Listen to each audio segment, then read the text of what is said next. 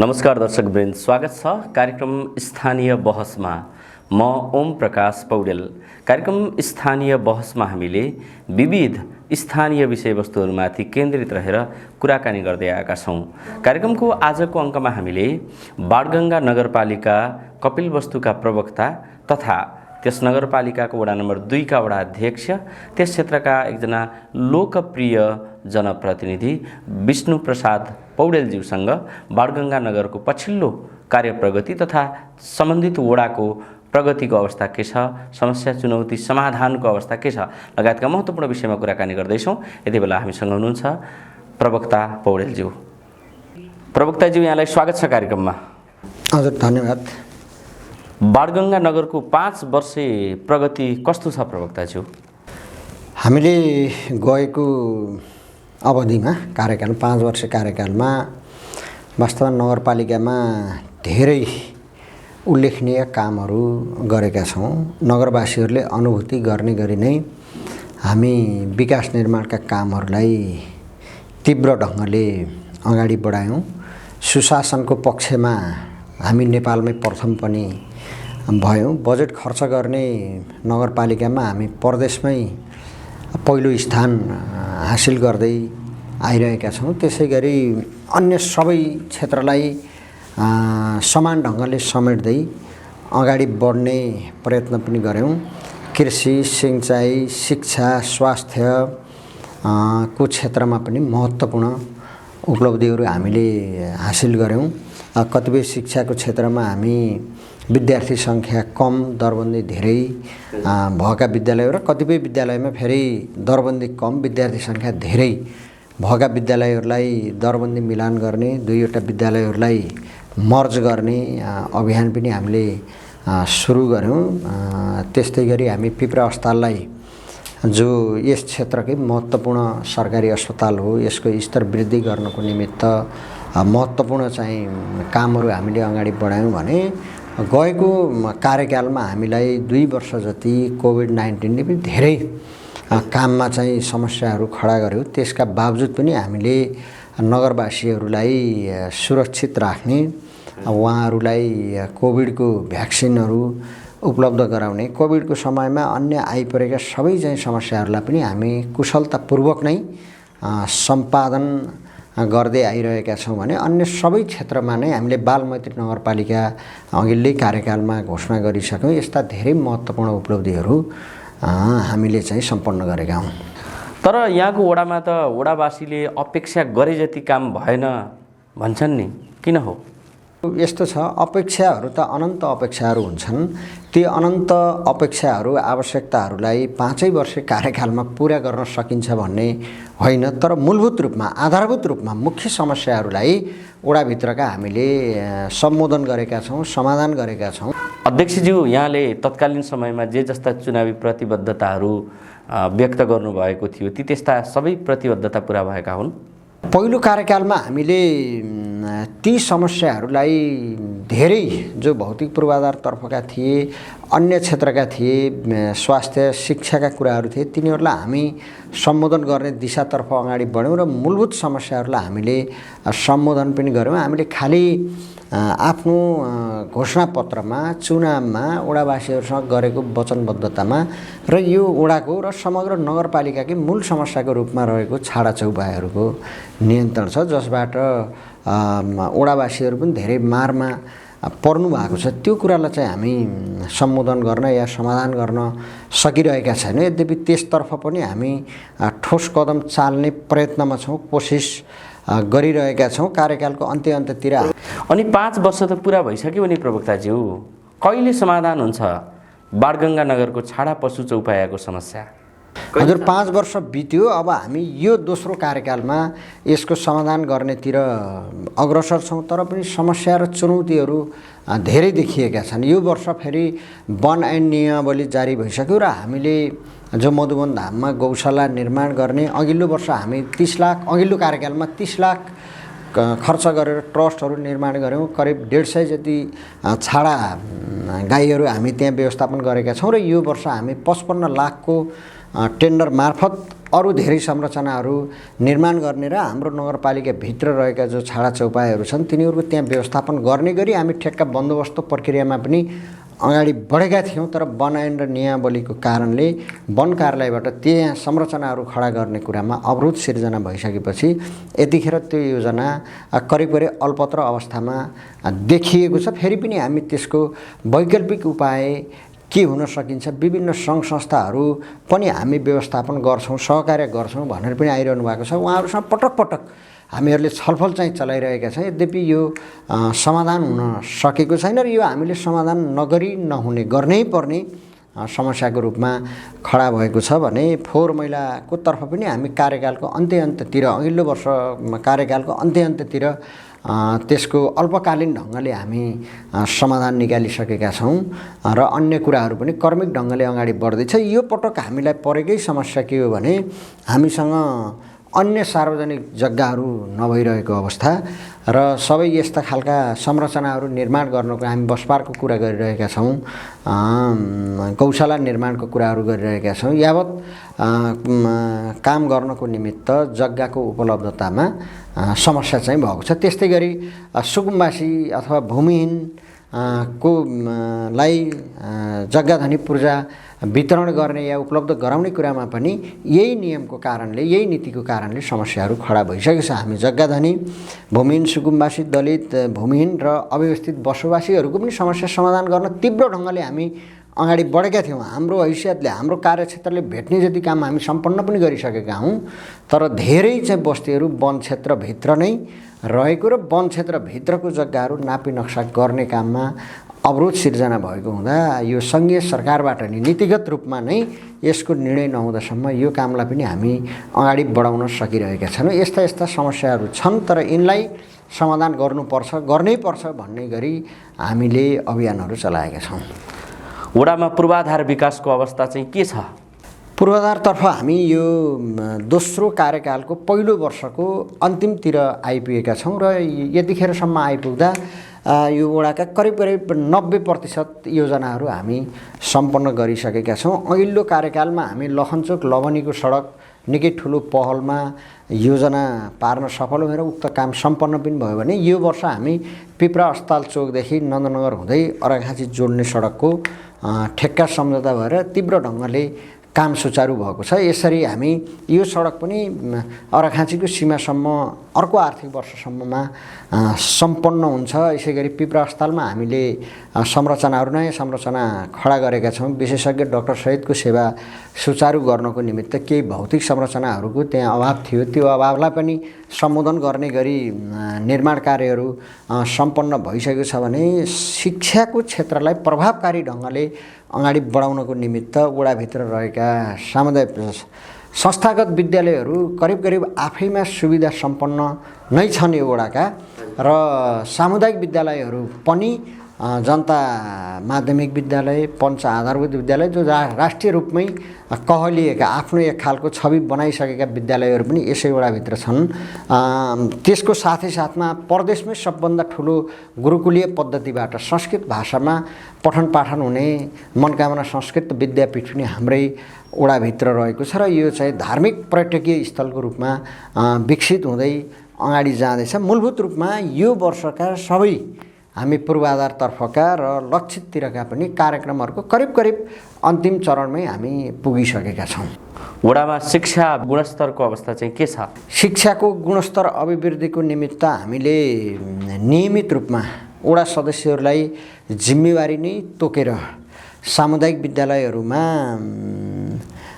उहाँहरूको चाहिँ अनुगमन गर्ने, नियमित अनुगमन गर्ने पाटोलाई हामी व्यवस्थित गरेका छौँ, निर्णय गरेर कार्यान्वयनमा लगेका छौँ। र त्यसै गरी विद्यालयलाई र शिक्षकहरूलाई जिम्मेवार बनाउनको निमित्त हामीले वडाको तर्फबाट अन्य धेरै पहलहरू बेला बखतमा छलफल गर्ने, उहाँहरूको नतिजामा प्रतिस्पर्धा गराउने लगायतका कामहरू गरि नै रहेका छौँ। जे जति सरकारी स्वास्थ्य संस्था छन् तिनीहरूको गुणस्तरको अवस्था चाहिँ के छ अध्यक्षज्यू? अब हाम्रा सबै वडाहरूमा स्वास्थ्य चौकीहरू त छँदैछन् र यी सबैको नेतृत्व गर्ने फेरि पिप्रा अस्पताल हामीसँग छ। सौभाग्यले हामी अस्पताल पनि प्राप्त गरेका छौँ। यद्यपि यो पूर्वाधारतर्फ जस्तो नै हो। अब हाम्रा नागरिकहरूका समस्याहरू असाध्यै धेरै छन्। अहिलेको स्वास्थ्य महँगो पनि छ र त्यो सबै कुराहरूलाई हामी सम्बोधन गर्न त सकिरहेका छैनौँ, तर पनि आधारभूत ढङ्गले हामीले सेवाहरू उपलब्ध गराउने कोसिस मात्रै होइन, उपलब्ध गराउँदै आइरहेका छौँ। र नजिकैमा हाम्रो फेरि बुटोल रहेको, जहाँ स्वास्थ्य सेवाको ठुलो चाहिँ पहुँच देखिन्छ। जटिल प्रकृतिका समस्याहरूलाई या बिरामीहरूलाई हामी पिप्रा अस्पतालको मार्फतबाट रेफर गरेर बुटोल पठाउने व्यवस्था मिलाएका छौँ भने धेरै सुविधाहरू अहिले पिप्रा अस्पतालबाट पनि हामीले सुचारू गरिसकेका छौँ। जतिसक्दो छिटो पोस्टमार्टम सेवा पनि जतिसक्दो छिटो सुचारू गरौँ भन्ने गरी चाहिँ निर्णय गरिसकेका छौँ भने अब कमसेकम पनि अहिले एकजना विशेषज्ञ हुनुहुन्छ हाम्रो, 4 जना विशेषज्ञ डाक्टर सहितको टिम राखेर हामी 24 घण्टा अस्पताललाई सुचारू गराउने र धेरै चाहिँ समस्याहरूको या रोगहरूको उपचार हामी अपरेसनसम्म यही अस्पतालबाट सञ्चालन गर्ने गरी योजना बनाएका छौँ। समस्याको कुरा के छ भने हाम्रो ठुलो चाहिँ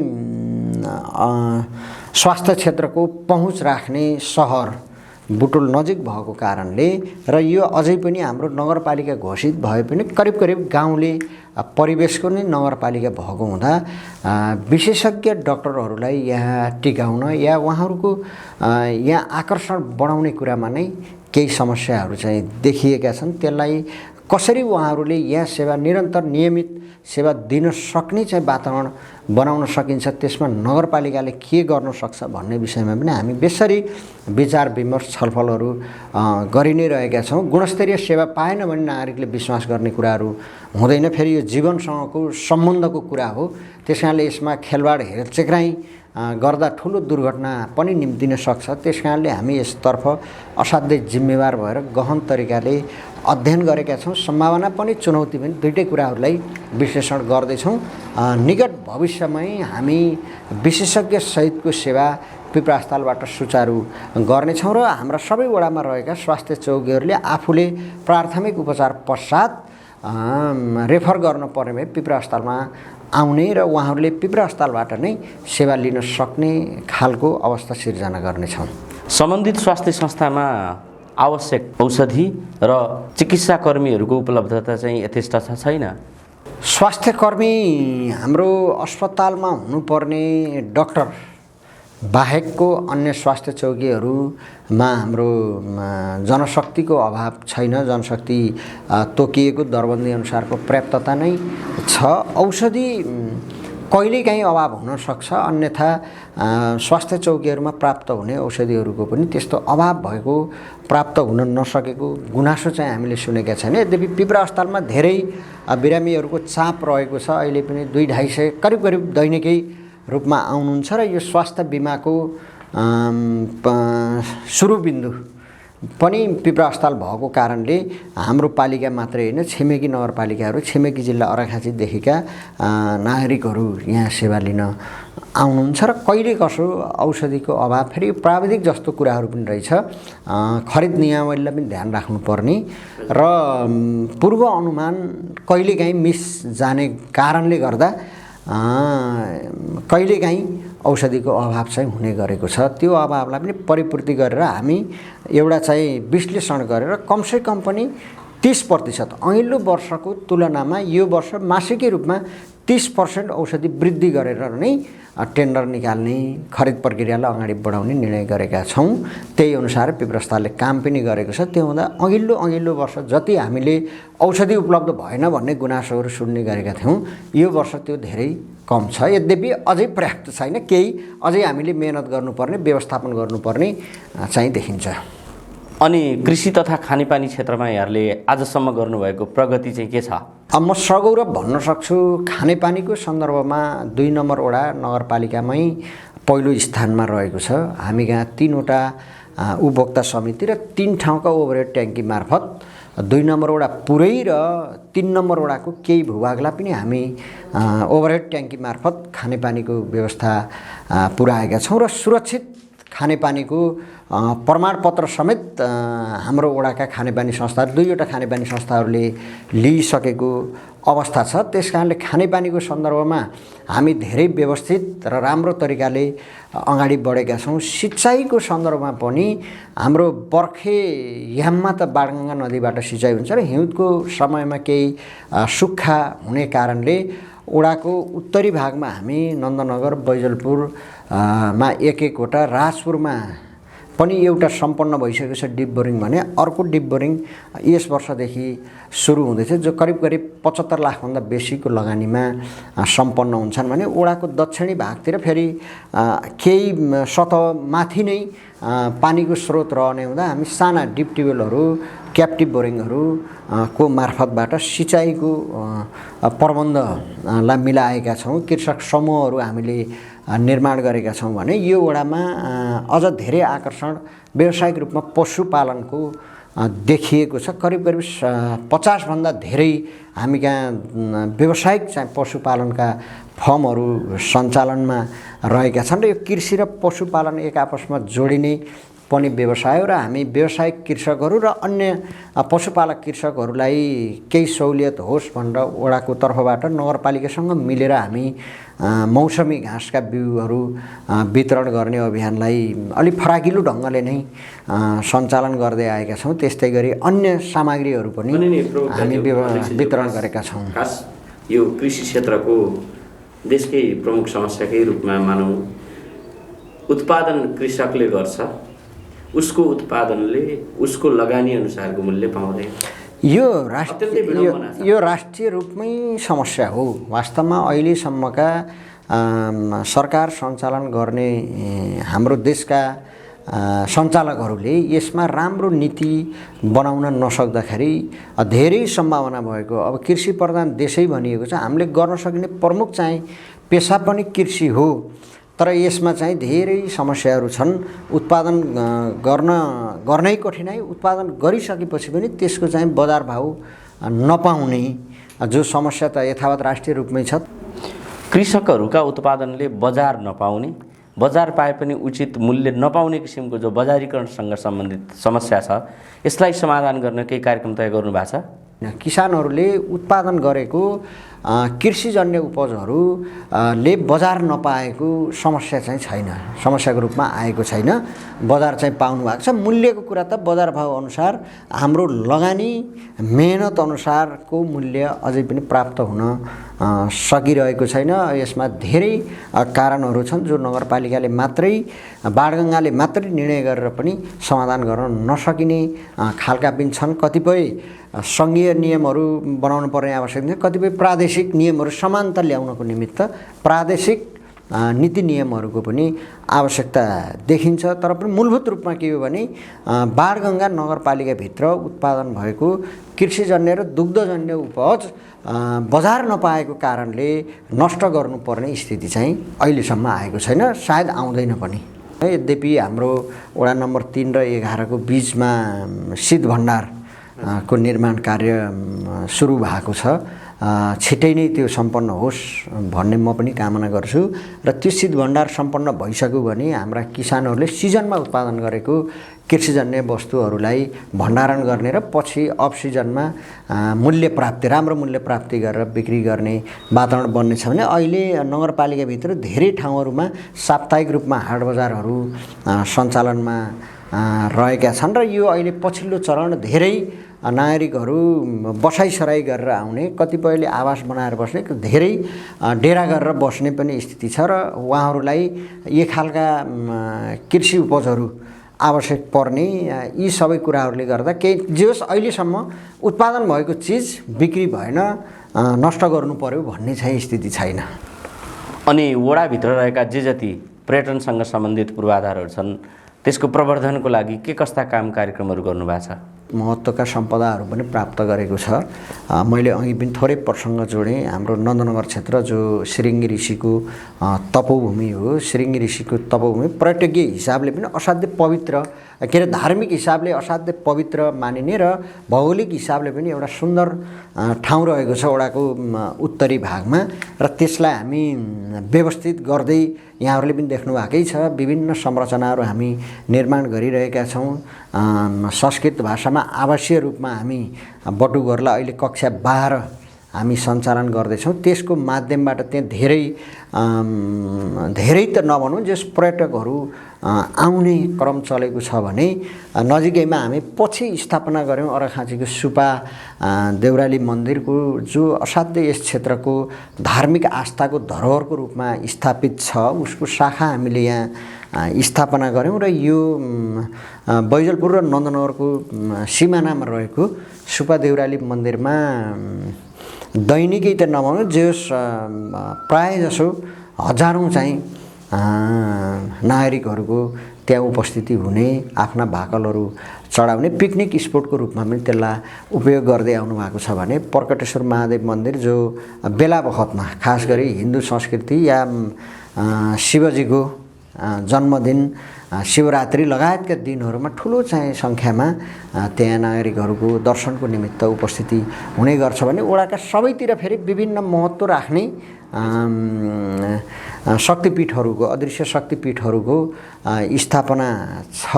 अब यो थारू समुदायको पनि बाहुल्यता भएको वडा हो। थारू समुदायका आफ्नै संस्कृति झल्काउने खालका फेरि डिवारहरू पनि वडाभित्र पर्याप्तै मात्रामा निर्माण गरेका छौँ जसमा वडाको र समुदायको दुवैको चाहिँ लगानी रहेको छ भने हामी कोठै खोलामा रहेको परम्परादेखि चलिआएको एउटा पिकनिक स्पोट जसमा धेरै हाम्रो जिल्लाभन्दा पनि बाहिरी जिल्लाबाट त्यहाँ वनभोजको निमित्त आउने प्रचलन थियो। अहिले यही मैले अघि पनि जोडिहालेँ हामी केही सेडहरू निर्माण गरेका थियौँ खानेपानीको सुविधाको निमित्त बोरिङ धसाउने पनि काम त्यहाँ भइसकेको थियो। तर अहिले आएको जो वन ऐन र नियमावलीको कारणले त्यहाँ अन्य संरचनाहरू निर्माण गर्ने र त्यसलाई व्यवस्थित गर्ने काममा थोरै चाहिँ समस्या भएको छ र अहिले दुर्भाग्य के छ भने देशमा राजनीतिक स्थिरता फेरि पनि आएन नभएको कारणले सङ्घमा पनि प्रदेशमा पनि छिटो छिटो सरकारहरू फेरिने स्थिति जो हामीले देखिरहेका छौँ। यसले गर्दा थाई प्रकृतिको या दीर्घकालीन प्रभाव पार्न सक्ने टिकिरहने खालको नीति नियमहरू बन्ने स्थिति कम चाहिँ देखिएको छ। फेरि पनि आशा गरौँ फेरि यो प्रदेशमा अलि समय चल्ने खालको सरकार बन्यो भने हामी त्यहाँ चाहिँ लबिङ गरेर यो वन ऐन नियमावली जो छ त्यसलाई केही हदसम्म वास्तवमा वन त हामीलाई अपरिहार्य चिज हो यसको संरक्षण सम्वर्धन गर्नै पर्छ तर पनि त्यसको साथै साथमा अन्य कुराहरूलाई पनि सँगै जोडेर लान सकिने दुरुपयोग नहुने गरी अधिकतम सदुपयोग हुने गरी नागरिकहरूलाई राज्यलाई फाइदा हुने गरी भलो हुने गरेका कामहरूलाई फुकाउने गरी नै नीति नियमहरू बनाउनुपर्छ भन्नेतर्फ पनि हामीले संस्थागत ढङ्गले नै पहल गर्नुपर्ने ठहर गरेका छौँ। वडावासीलाई प्रत्यक्ष वा परोक्ष रूपमा रोजगारीका अवसरसँग जोड्नको लागि खास यहाँहरूले वडामा के कस्ता कार्यक्रम गर्दै हुनुहुन्छ? रोजगारीका अवसरहरू जोड्नको निमित्त मैले सुरुमा पनि भने यो वडा वास्तवमा कृषि र पशुपालनको निमित्त नै मुख्य आधार बोकेको वडा हो। यहाँ प्राकृतिक हिसाबले भौगोलिक हिसाबले सम्भावनाको हिसाबले र त्यो पेसामा लाग्नुहुने यद्यपि हामी कृषिलाई त्यति व्यावसायिक बनाउन सकिरहेका छैनौँ भने पशुपालन चाहिँ पेसा व्यावसायिक रूपमा नै सञ्चालन भएको छ। मलाई 55 जति फर्म हुँदाखेरि त 55 परिवार स्वतै त्यसमा स्वरोजगार हुनुहुन्छ भने त्यसमा अन्य जनशक्तिको पनि आवश्यकता पर्छ र उहाँहरूलाई त्यो पेसामा टिकाइरहनको निमित्त हामीले वडा र नगरपालिका मिलेर नै हरेक फर्महरूलाई कुनै न कुनै ढङ्गले हामीले अनुदानहरू बिउहरू अन्य चाहिने उपकरणहरू हामी उपलब्ध गराउँदै आइरहेका छौँ भने अन्य सिपमूलक तालिमहरू पनि वडाले चलाएको छ। यद्यपि वडाले चलाएका तालिमहरूको अनुपातमा रोजगारीमा त लाग्नु भएको छैन तर कमसेकम पनि एउटा तालिम सम्पन्न गरिसकेपछि 2-3 जनाले त्यसबाट रोजगारीको अवसर चाहिँ प्राप्त गरेको यो 6 वर्षमा त्यस्तो चाहिँ अनुभव भयो र यो वर्ष पनि हामी यही हलमै मकैको पोस्कर खोस्टाबाट ब्याग टोपीहरू बनाउने तालिम सञ्चालन गऱ्यौँ। करिब 1 महिनाको अवधिमा वडाका दिदीबहिनीले राम्रो ढङ्गले आकर्षक चाहिँ वस्तुहरू बनाउन सक्ने हुनु हो र अहिले कच्चा पदार्थ अघिल्लो वर्ष हामीलाई यस्तो हुन्छ भन्ने थाहा भएन। यो वर्ष कच्चा पदार्थ अभाव भएको हुनाले अहिले उहाँहरूले व्यवसाय त सुरु गर्नुभएको छैन। अब मकैको सिजन सुरु भइसकेको छ, यसपछि यसले पनि काम गर्नेछ भने अन्य धेरै तालिमहरूबाट केही न केही रोजगारीको अवसरहरू सिर्जना भएको छ। र हाम्रो वास्तवमा यो कपिलवस्तु जिल्लामै फेरि पढेका विद्यार्थीहरू लोकसेवातर्फ आकर्षित नहुने जुन छ त्यसलाई चाहिँ पनि हामीले लोकसेवातिर पनि आकर्षित गर्ने चाहिँ गरेका छौँ भने जनता मावि जो पिपरा छ यहाँहरूलाई अचम्म पनि लाग्ला। हामी अङ्ग्रेजी माध्यम र अन्य प्राविधिक धारका कक्षाहरू सञ्चालन गर्दा करिब 70 जना जति हामी निजी स्रोतबाट नागरिकहरूलाई अथवा त्यहाँ रोजगारीको अवसर सिर्जना गरेका छौँ र त्यसको 90% करिब 2 नम्बर वडाकै नागरिकहरूले त्यहाँ सेवा चाहिँ गर्नुभएको छ भने त्यस्तै अन्य धेरै जस्तो हामी कहाँ 7वटै सामुदायिक वनहरू छन्। ती 7वटै सामुदायिक वनहरूले पनि कुनै न कुनै ढङ्गले रोजगारीका अवसरहरू सिर्जना गरि नै रहनु भएको छ। सामुदायिक वनमा कटान मुछान झाडी फडाई यस्तै वृक्षारोपण जो वैधानिक हुन्छ त्यसबाट पनि अल्पकालीन ढङ्गका रोजगारीका अवसरहरू सिर्जना भएका छन् भने प्रधानमन्त्री स्वरोजगार कार्यक्रमलाई पनि हरेक वर्ष वडाले सञ्चालन गर्दै आएको छ। त्यसबाट पनि यो अल्पकालीनै हो, दीर्घकालीन त होइन, अल्पकालीन ढङ्गले रोजगारीको अवसर सिर्जना हुँदै आएको छ। वडाको आम्दानी बढाउनका लागि वडामा के छन् कार्यक्रम? नै वडा अहिले सजिलो हामीलाई के भएको छ भने वास्तवमा अब वडाले आम्दानी गर्नु भनेकै नगरपालिकाको आम्दानी हो। वडाको त छुट्टै खाता हिसाब रहने कुराहरू त हुँदैन, तर पनि हामी बजेटलाई बाँडफाँड गर्दाखेरि एउटा सूचकमा वडाले नगरपालिका अथवा राजस्वमा पुर्याएको योगदानलाई पनि एउटा सूचक मानेका छौँ र त्यसैको आधारमा हामीले सिलिङ बढी या कम पाउने चाहिँ हुन्छ र यसलाई व्यवस्थित गर्न अहिले त सजिलो के भयो भने एउटा भूउपयोग वर्गीकरण नीति जो कार्यान्वयनमा ल्यायौँ हामीले त्यसले पनि जस्तो परम्परादेखि के चलिआएको थियो भने धेरै जसो बाटो भए पनि राजस्व कम बुझाउनको निमित्त बाटो छैन भन्ने सिफारिस लेख्न पर्ने वडावासीहरूसँग धेरै चाहिँ त्यसैमा अलि मतभेद हुन पर्ने स्थिति थियो। त्यो स्थितिको अहिले अन्त्य भएको छ र यसले स्वतः चाहिँ हाम्रो राजस्व वृद्धि गराउँछ। अनि त्यसै गरी हामीले व्यापार व्यवसायको दर्ता र नवीकरणको प्रक्रिया पनि अब वडाबाट चलाउनुपर्छ भन्ने नीति पास गरेका छौँ। यस्तै कुराहरूले गर्दा आयमा केही वृद्धि त हुन्छ, तर पनि अब आर्थिक गति फेरि पछाडि धकेलिँदैछ। यसले स्वाभाविक ढङ्गले राष्ट्रलाई पनि असर गर्नेछ, वडा नगरपालिकालाई पनि असर पुर्याउनेछ। आजको दिनका बाणगङ्गा नगरपालिका 2 का प्रमुख समस्याहरू के छन् जसले यहाँलाई वडाको विकासमा बाधा सिर्जना गरेको छ? हाम्रो प्रमुख समस्याको रूपमा त अहिले रहेको छाडा चौपाया नै हो। वास्तवमा हामी भदौ असोज कार्तिक मङ्सिर 4 महिना त हामी गाईहरूलाई बस्तीमा छिर्न नदिनको निमित्त जनशक्ति तलबी रूपमा पारिश्रमिक दिएर राखेर पनि यो वर्षको खेतीबाली बर्खे खेती चाहिँ जोगाउने कामहरू गऱ्यौँ र मुख्य समस्याको रूपमा छाडा चौपाया नै रहेको देखिन्छ भने अब अन्य समस्याहरू त्यत्रो ठुलो अब हामी कहाँ नदीको त्यत्रो समस्या छैन, नदी कटानको समस्या छैन। बेला बखतमा आउने यी प्रकोपहरू आगलागी का कुराहरू त अलग भयो, त्यो कतिखेर आउँछ थाहा हुँदैन। अन्य त्यस्तो साह्रै जटिल समस्या चाहिँ छैन, यद्यपि गर्न पर्ने कामहरू धेरै छन्। यी समस्याहरू कहिलेसम्म समाधान हुन्छन् नि अध्यक्षज्यू?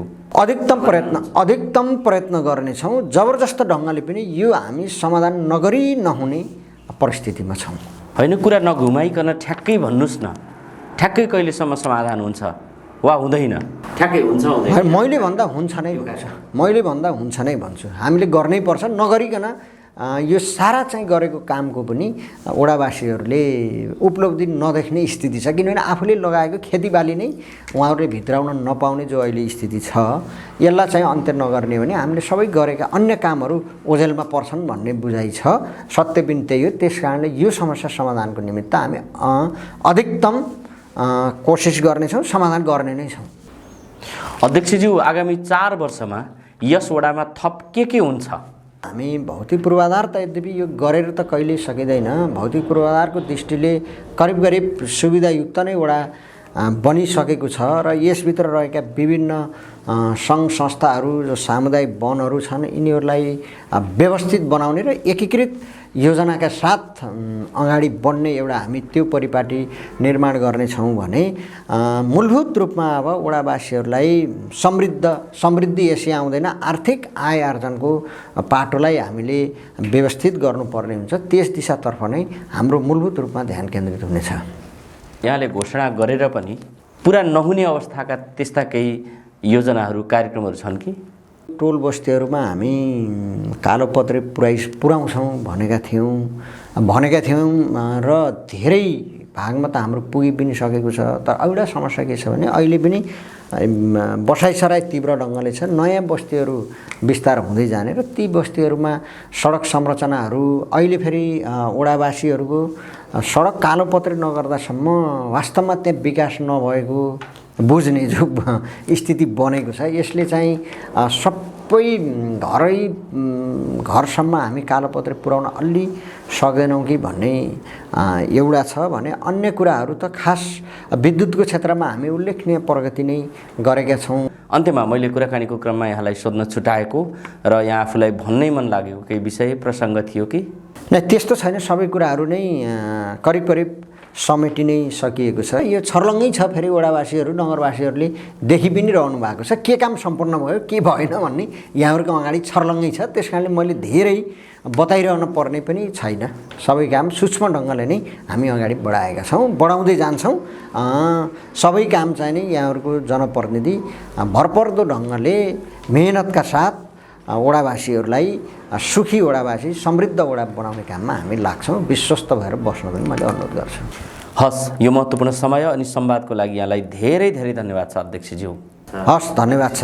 हाम्रा आफ्ना भनाइहरू भए गरेका कामहरूलाई सार्वजनिक गर्ने जो अवसर दिनुभयो यसको निमित्त ओम प्रकाशजी र उहाँको टिमलाई वडाको तर्फबाट नगरपालिकाको तर्फबाट म धेरै धेरै धन्यवाद आभार प्रकट गर्छु। उहाँ हुनुहुन्थ्यो बाणगङ्गा नगरपालिकाका प्रवक्ता तथा बाणगङ्गा नगरपालिका वडा नम्बर 2 का वडा अध्यक्ष, त्यस क्षेत्रका एकजना लोकप्रिय जनप्रतिनिधि विष्णुप्रसाद पौडेलज्यू। उहाँसँग गरिएको कुराकानीसँगै कार्यक्रम स्थानीय बहसको समय सकिएको छ। म ओम प्रकाश पौडेल पनि बिदा भएँ। नमस्कार।